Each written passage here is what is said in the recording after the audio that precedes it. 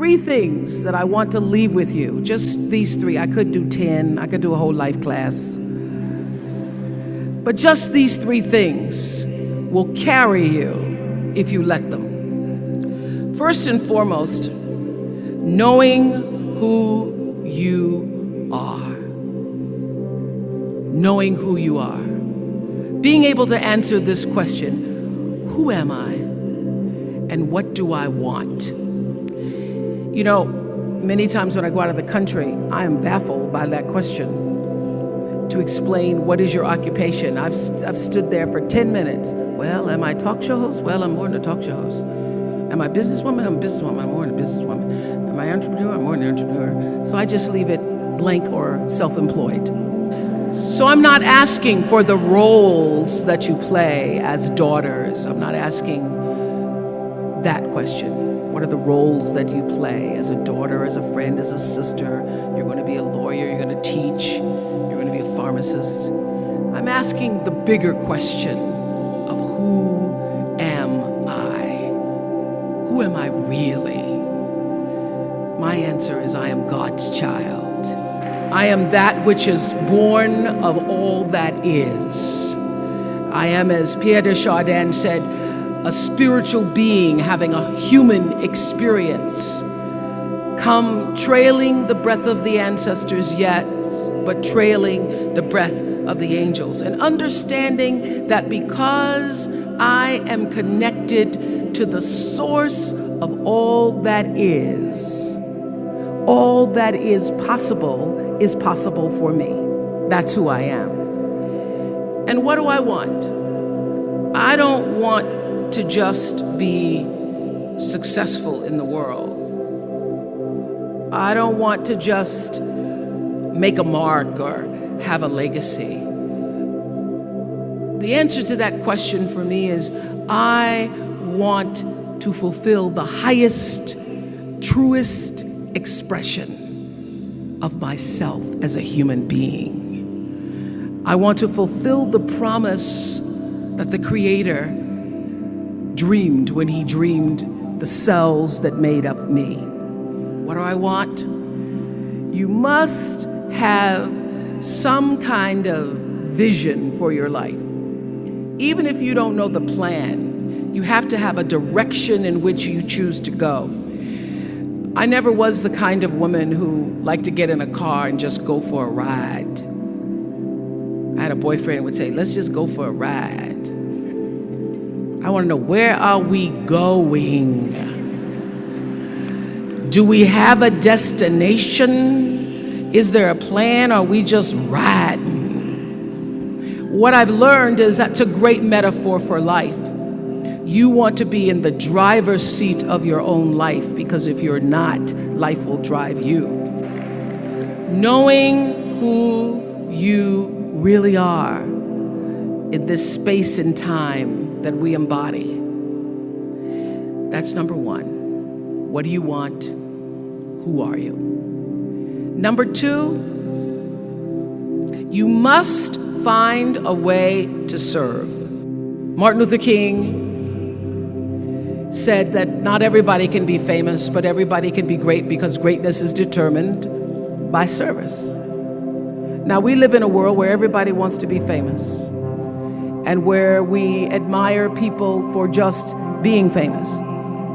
We think being known brings us value. The truth is, all of that will fade in time.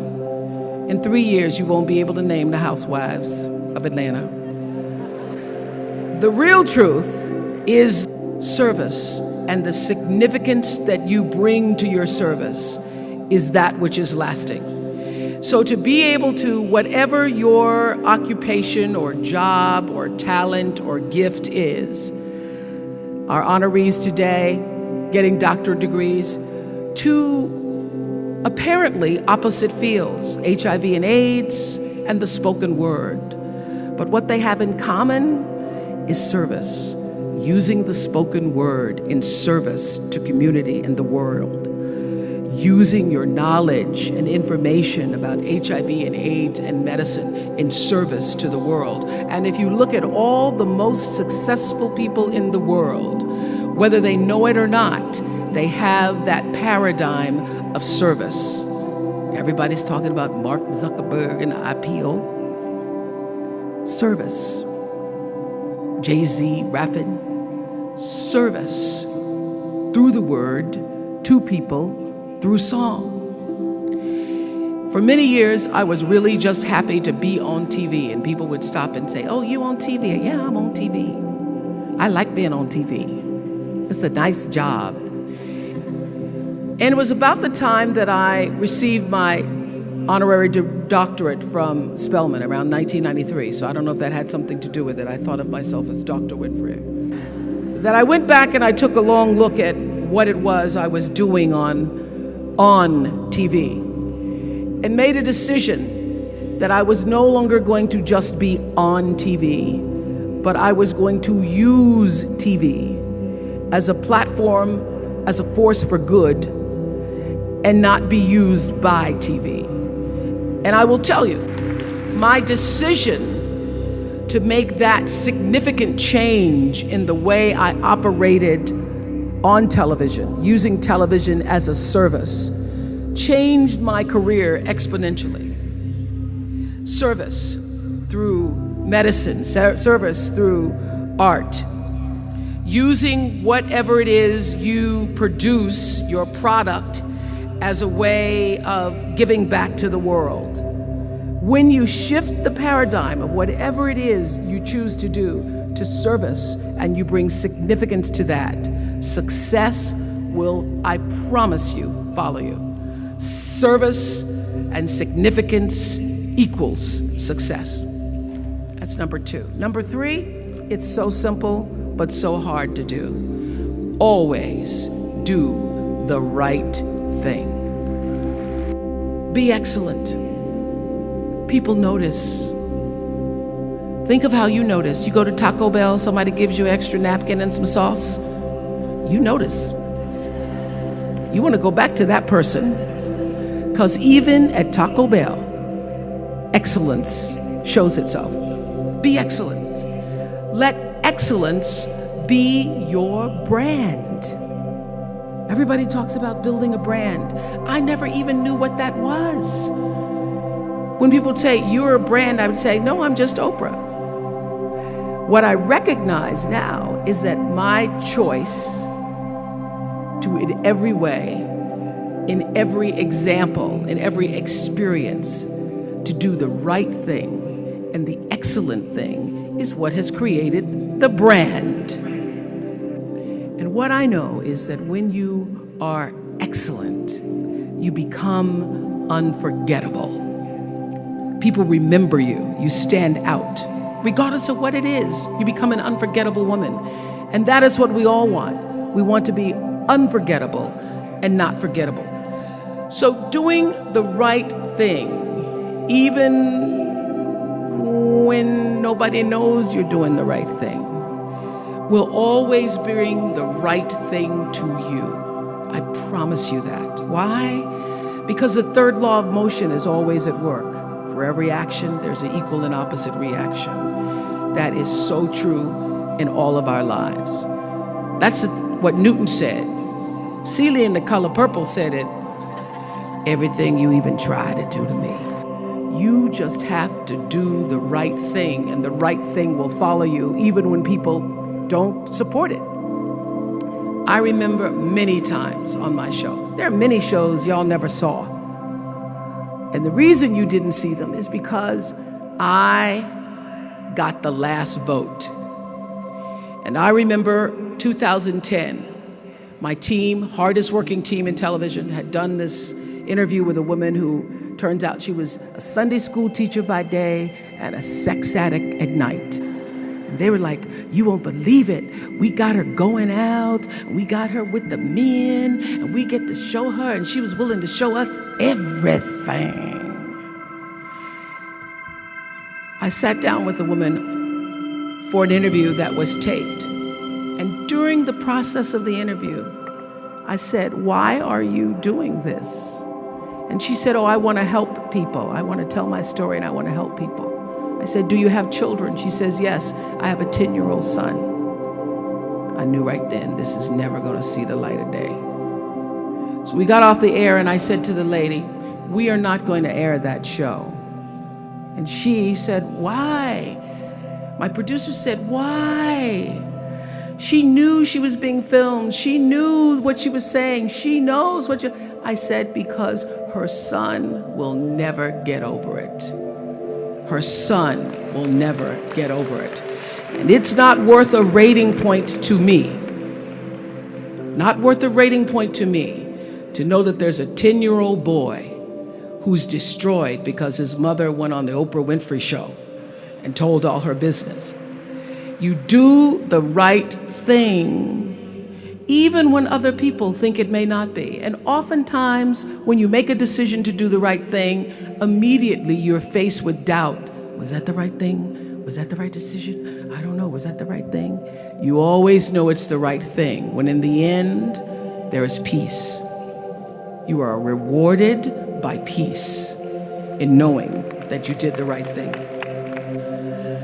The most important thing I have come to know in doing the right thing and making the right choices is understanding what we talked about yesterday.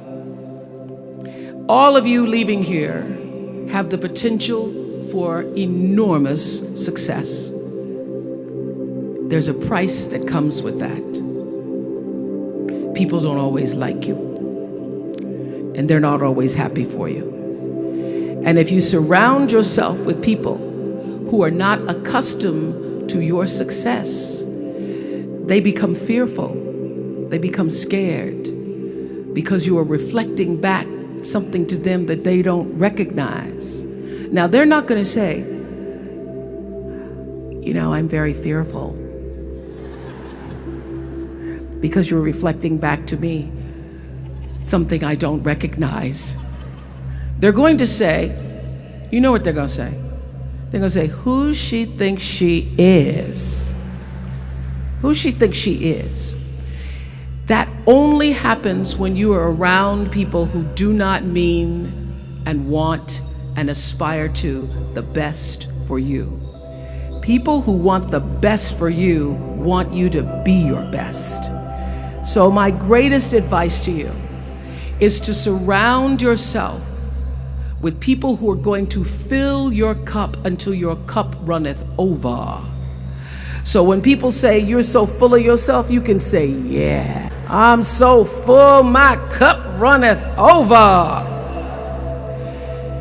And to know that once your cup runneth over, you cannot spend your life with your gallon-size offerings, offering them to pint-sized people. You have got to surround yourself with gallon-sized people who can hang in the same company with you, so that you're not offering your gallons to those little pints out there who can't hold it anyway. Choice to change the world. I love that song.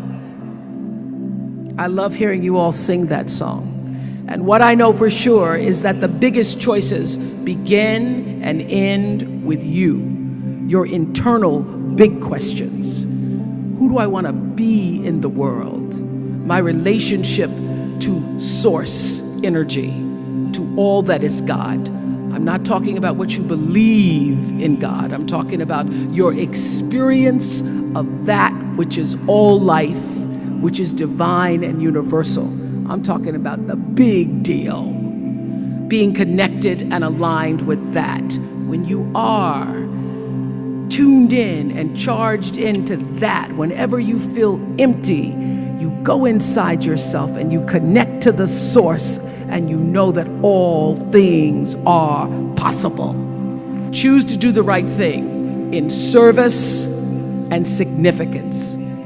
I promise you, you will create a vessel of service for yourself first, because you have to honor yourself first. You have to give to yourself first, otherwise you have nothing to give away. You will create a vessel for yourself, for your family, your community, and the world. And those three things will not only lead you to a blessed life. I stand as a witness. My life is so blessed, I can't even take it in sometimes.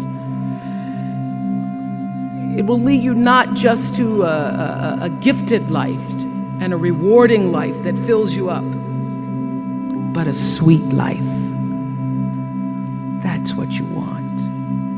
You want the sweetness. You want it to be so sweet, so that even when the storms come, and they will, you'll know this too shall pass. This too shall pass. The storm is passing over, and you shall not be moved because you know who you are. When you can do that, grace will follow you. Grace and glory. And when they see you coming, it ought to make them proud.